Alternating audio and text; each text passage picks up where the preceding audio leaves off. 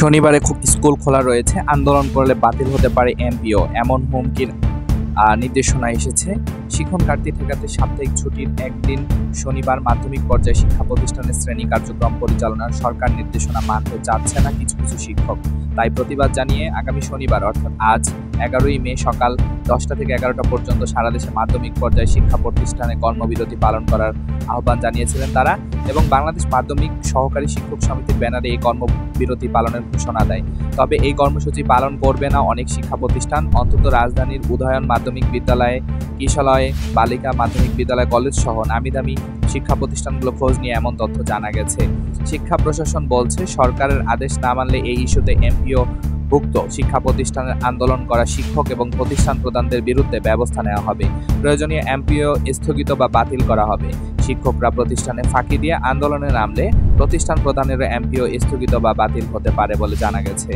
আগামী শনিবার অর্থাৎ আজ দেশের মাধ্যমিক পর্যায়ের শিক্ষা প্রতিষ্ঠানে এই কর্মবিরতি বা কর্মসূচি পালনের আহ্বান জানিয়েছিল মাধ্যমিক সহকারী শিক্ষক সমিতির কেন্দ্রীয় সভাপতি জাহাঙ্গীর হোসেন এবং সাধারণ সম্পাদক নূরে আলম বিপ্লব।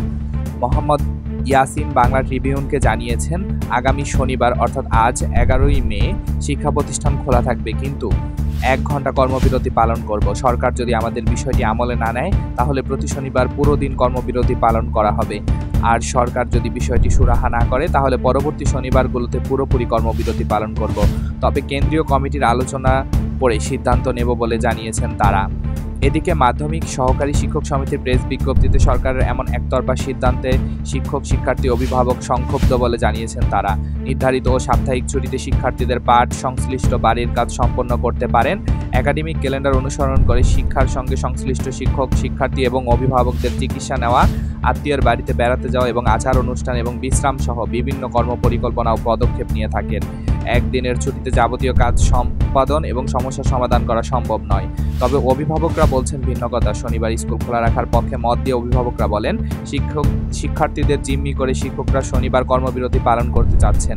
এটা শিক্ষার্থীদের সঙ্গে প্রতারণার শামিল, কারণ করোনা মহামারী থেকে শুরু করে এ পর্যন্ত শিক্ষার্থীদের শিক্ষণঘাটতি মোটেও মেটানো সম্ভব হচ্ছে না, অথচ শিক্ষকরা নিজেদের স্বার্থ আন্দোলন করে যাচ্ছে, যা নীতি বিরোধী। এসব শিক্ষকদের আন্দোলন করলে এমপিও বাতিল করা প্রয়োজন বলে মনে করছেন তারা।